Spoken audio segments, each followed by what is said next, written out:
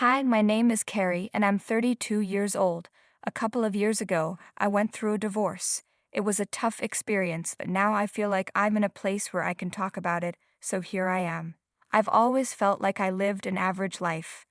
I wasn't particularly great at anything. I did okay in school, and I was decent at most things I tried, but I never excelled at any of them. You could say I was a jack of all trades, master of none. My looks were pretty average too. I wasn't unattractive, but I wasn't the type to turn heads when I walked into a room. Growing up, I was comfortable with how I looked. I wasn't self-conscious because I'd had a few really handsome boyfriends in high school and college, so my appearance never really bothered me. That all changed when I got into a toxic relationship during my last year of college. At first, my boyfriend seemed nice. I knew he wasn't the one, but I enjoyed his company, so I kept seeing him. As my feelings for him grew, I started ignoring his bad behavior. I was so blinded by love that I didn't realize how much he was hurting my self-esteem. By the time the relationship ended, my confidence was completely shattered. I couldn't even look at myself in the mirror without feeling ugly and breaking down in tears. It took me 5 years after college and leaving that boyfriend to start dating again. The person I began seeing was my now ex-husband, Nick. We met at a bar when I was out celebrating a friend's birthday. I wasn't drinking that night because I didn't like how overly confident I got when I was drunk, and I didn't want to embarrass myself. Nick was the one who approached me. "Hey, how's it going?" he asked. "Oh, hello, I'm good, thank you. How about you?" "I'm just enjoying the vibe here. Mind if I join you? Why are you sitting alone?" I needed a break from all the dancing. We're celebrating a friend's birthday. It looks like they're having a blast. They really are. They're all single, by the way, if you're interested. Why go to them when I'm already talking to the most beautiful girl in the world? You must need glasses if you're talking about me. My eyesight's fine. I could have talked to them, but I chose you. Oh. How about this? Give me your number, and tomorrow when we're sober, we'll grab coffee. I like that idea. We exchanged phone numbers and continued chatting until Nick had to leave for work the next day. I felt a warm rush of happiness. No one had ever approached me like that before. In all my past relationships, I was always the one who started the conversation. Nick slowly began to help me overcome my insecurities. The next day we went for coffee, just as Nick had promised. He made me feel like the most beautiful woman in the world. The first thing he said to me wasn't even a hi or how are you. He looked at me in awe and said, "Wow, you're beautiful." I didn't think I could blush, but Nick made my cheeks turn red so often that it looked like I was wearing blush on purpose. We started meeting regularly after that, and soon we were dating. I felt so loved and appreciated. Whenever I was with Nick, everything seemed perfect. After dating for a year, we moved in together, and after 2 years, Nick proposed to me at the coffee shop where we had our first date. I was so happy that I said yes through tears. Our wedding was a small, intimate event with only our closest friends and family. For me, our relationship felt like a dream come true. Over those 2 years, Nick helped rebuild my confidence. He told me I was the prettiest girl in the world so many times that I started to believe it. He made me fall in love with myself again. That's why what happened later was so shocking and heartbreaking for me. During the first 2 years of our marriage, we focused on our careers. I worked at an accounting firm and earned a good salary, nothing extraordinary, but enough to support myself. Nick, on the other hand, worked for a big company and earned 1.5 times what I did. He was always striving for more promotions, and I admired that about him. We both agreed to work hard because we wanted to start a family soon. We stuck to our plan, worked hard, and saved up a good amount of money. When we started trying for a baby, I got pregnant within 2 months. Nick and I were overjoyed. I felt like I was living my dream life. I had my dream job, lived in my dream house, was married to my dream man, and was about to have my dream baby. It felt like I had everything I ever wanted. Of course, I was nervous about becoming a parent for the first time. One night, after a tough day at work, Nick and I lay in bed and talked about our fears. "You know, babe, sometimes I get scared thinking about being a mom," I admitted. "It's just overwhelming to imagine being responsible for another life." "I feel the same way," Nick said. "The thought of accidentally hurting our child terrifies me. One small mistake could mess them up for life." Definitely, I agreed. But kids are resilient. They're not as delicate as we think, and being scared of messing up just shows that we'll be careful and make things right when we do make mistakes. You're right, Nick said. When I think back, my father was absent a lot. It left a void that nothing could fill. I don't want that for our child. You won't, I assured him. I'll be right there with you through everything. We'll learn and grow together, and I'll hold you accountable, just as I expect you to hold me. I promise to always be there with you, my love. How did I get so lucky with you? Nick asked. The feeling is mutual, babe, I replied. We're in this together no matter what. We'll be the best parents we can be. Even though I was terrified, knowing that Nick would be by my side comforted me greatly. I was certain that no matter what challenges came our way, he would be there for me. But I was so wrong. A couple of months after that conversation, I gave birth to a beautiful baby boy, and we named him Joe. The first few weeks with Joe were incredibly hard. He was a fussy baby who never slept at night. Nick and I took turns staying awake, and the lack of sleep started to wear us both down. We became cranky and irritable. To make matters worse, I was diagnosed with postpartum depression, PPD, so I struggled every day. I could barely get out of bed. Nick had to take care of most things: baby Joe, the household chores, and the cooking. I did what I could, but my mind felt like it was in a fog all the time. The only thing that seemed to help was lying in bed and crying. I tried to care for Joe when Nick was at work, but as soon as he got home, I would gladly hand Joe over to him. My PPD made it impossible for me to keep my job, so I had to resign and focus on coping with my illness. One day, after a tough day at work, Nick came home and lashed out at me. I couldn't get Joe to stop crying, and he said, "Why can't you do better as a mother? All you do is sit around." "What are you talking about?" I replied. "I'm fine with quitting my job, but I'm supposed to take care of Joe. If you can't even manage that, what's the point? You know I have postpartum depression," I cried. "How long will you use that as an excuse?" he snapped. "Do you think I'd lie about something this serious?" I asked. "Look at me. Do I seem like I'm enjoying any of this? Every day is a struggle, and it physically hurts not being able to care for Joe. I wish I could do more, but I can't." "I had a tough day at work too," Nick said, his tone softening. "My boss is pushing hard, and I'm on the edge, balancing it all, work and Joe. It's overwhelming." "I get it, babe," I said, trying to calm things down. "It's not easy. I'll try harder, do more, so you don't have to carry it all." No, I'll manage," Nick replied. "It's been 6 months since Joe's birth. I need to take my role seriously and support you. I don't want you to strain yourself. I'll handle things." "I want to do my part, babe," I said, "for Joe and for us. We're a team, right?" "Yeah, we are," Nick agreed. "We'll figure it out together." Even though I was terrified, knowing that Nick would be by my side comforted me greatly. I was certain that no matter what challenges came our way, he would be there for me, but I was so wrong.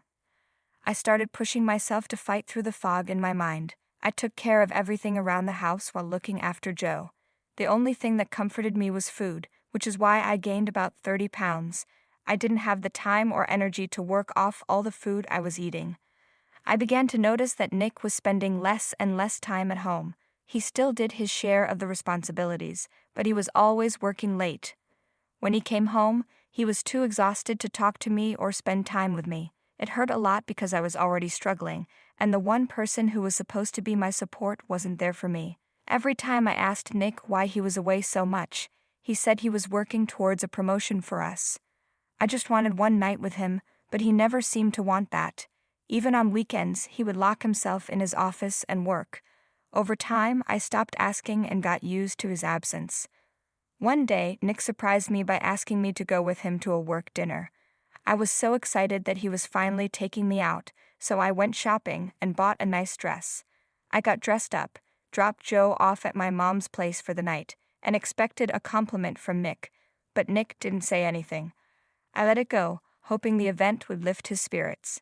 At the dinner, I met a lot of Nick's colleagues, including his boss, Amelia. She wore a tight red gown that highlighted her figure and looked gorgeous. She approached us confidently with a pretty smile and greeted us with kisses on the cheek. "Hey, I'm Amelia. Are you Nick's wife?" "Yes, I am. My name's Carrie." I thought so. I've heard so much about you. I hope most of it is good. Oh, definitely. You're quite the topic. Sorry for keeping Nick buried in work. I know he'd rather be with his pretty wife.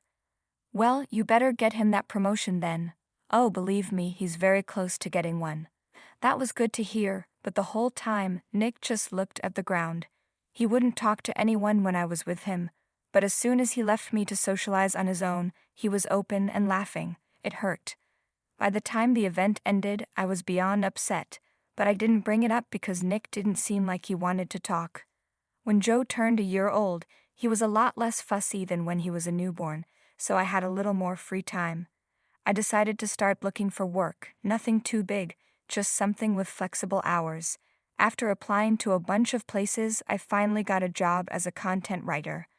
I was paid per article and could submit as many as I wanted, whenever I wanted. It was the perfect job. I excitedly told Nick about it that night at dinner, but he just grunted and gave me a half-hearted congrats. I didn't know why I expected him to be excited or happy for me. It hurt how little he cared, and I cried myself to sleep that night. After that, I kept myself busy with Joe, the chores, and my work. I began to feel better, and the fog started to lift, but there was still a huge hole in my heart that only Nick could fill. One morning, I missed him too much.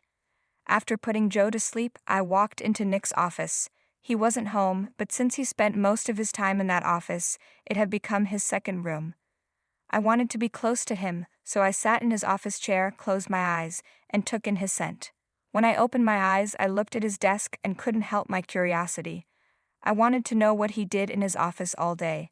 That's when I stumbled upon a manila file that looked out of place among the loose papers in the drawer. I picked it up and looked inside. To my absolute horror, I saw divorce papers. Nick had already signed them. The only space left blank was where I was supposed to sign. My heart shattered.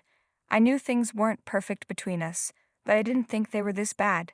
I still loved Nick, despite his absence. I thought he was just stressed about work and raising a child, but asking for a divorce was too much. I knew I had been difficult to deal with after giving birth to Joe, but I was really sick. There were many things I could have done differently, but at the same time, I felt like I couldn't have done anything. I sat in his office and cried for so long that when Nick came home, he looked surprised to see me sitting there. He saw the file on the table and realized that I had found out. "Nick, I need to know why," I said, my voice trembling. He looked down, avoiding my gaze, and quietly said, "Because I felt like the spark had faded." "Don't lie to me," I demanded. I thought if we were married, Nick would talk to me instead of just walking away, so I asked him, "Do you really want to tell me the truth?" He said, "Yes, for months I've been seeing someone, my boss, Amelia." I was shocked and asked, "How could you?" Nick explained that they spent many late nights at work together, and it just happened. Plus, she was very attractive. I asked, "Why would you do this to me?" Nick responded, "Look at yourself. I could overlook being poor, but you're not attractive anymore. You're so fat and ugly. Pregnancy ruined you. I regret getting you pregnant." I was heartbroken and asked, "How can you regret your own son?" Nick coldly replied, "I'd rather have a hot wife than a son. Sign the papers, I'm marrying Amelia." I was furious and told him he was heartless. I thought he loved us, loved me. But he said, "Things change, Carrie." In that moment, something came over me. I went to our room, packed his things, threw his bag at him, and told him to get out. I also said I would contest the divorce. Without a word, Nick left. I cried the whole night, wondering how he could do this to me and Joe. My sadness turned to anger. I wondered if Nick and Amelia had been having an affair when I went to that business dinner party. Is that what she meant when she said he would get a promotion? I wanted to break something but instead took deep breaths, pulled out my laptop, and looked up Amelia. I found out she was married too. I didn't have proof, but I messaged her husband on Facebook, telling him what I found out. I hoped something would happen and that Nick and Amelia would face consequences. The next morning, I forced myself not to look at my phone and focused on taking care of Joe and working. I needed to earn money to afford a lawyer. In the afternoon, I had a visitor. Amelia's husband, Jerry. He looked like he hadn't slept. He awkwardly asked if he could come in, and I let him. We sat in a living room, and he asked how I was holding up. I said I was okay, just trying to wrap my head around everything. Jerry said, "Yeah, I know what you mean. This whole situation is a mess. So why did you come over?" He explained that after my text, he and Amelia had a massive fight. He came over partly to get out of his place and partly to suggest that we get revenge on them together. Revenge? I asked. Jerry explained. They both hurt us deeply. Maybe we can give them a taste of their own medicine. I agree, saying, Nick not only betrayed me, but he also hurt our son. I'm with you on that. They need to understand the pain they caused. So we started planning. Jerry knew people in high positions at Amelia and Nick's company. He was the one who recommended Amelia for the job in the first place. Meanwhile, we tried to collect evidence of the affair. Jerry had access to all of Amelia's messages because her phone was synced with their iPad. He also helped me get a great lawyer. The next few weeks were hectic. We went to court for the divorce. Thanks to my lawyer, who presented a strong case of neglect, I had the judge's favor. During the trial, Jerry and I moved to the next phase of our plan. He contacted his friends at the company and informed them of Amelia's misconduct. Within a few days, both Nick and Amelia were fired. With proof of Nick's neglect and his unemployment, I won the case and got full custody of Joe. I also got more than half of our marital assets, making me financially stable.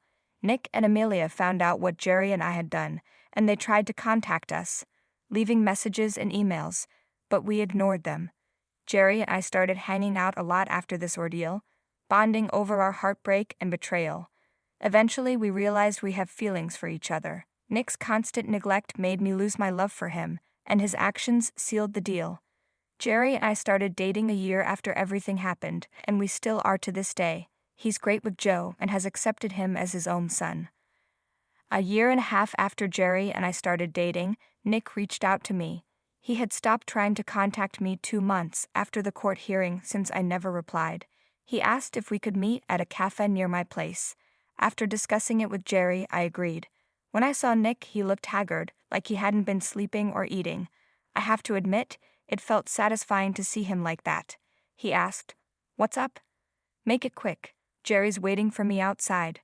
"Jerry? Why is he waiting for you?" he asked. "Oh, we're together," I replied.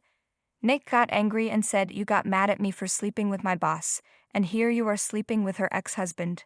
I calmly explained, "Jerry and I got together after what you and Amelia did. Our relationship was completely over when Jerry and I started dating. It's very different from what you did. Is this why you called me?" Nick looked embarrassed and said, "This is really embarrassing, but Amelia and I are pregnant and we're struggling a lot financially. It's putting a strain on our relationship. Do you think you could help me out a little?" I was shocked and replied, "Are you out of your mind? It's embarrassing that you're asking your ex-wife to lend you money to support your affair partner's baby. You're pathetic, Nick. Never contact me again." I couldn't believe his audacity. I walked out of that cafe with my head held high, feeling beyond satisfied. I had a loving boyfriend, an amazing son, and a good job that paid well, thanks to Jerry. I didn't know what happened to Nick and Amelia, and I didn't care. I was happy with my life and decided to put the past behind me. This whole experience prompted me to reinvent myself, and now I'm a completely different and better person.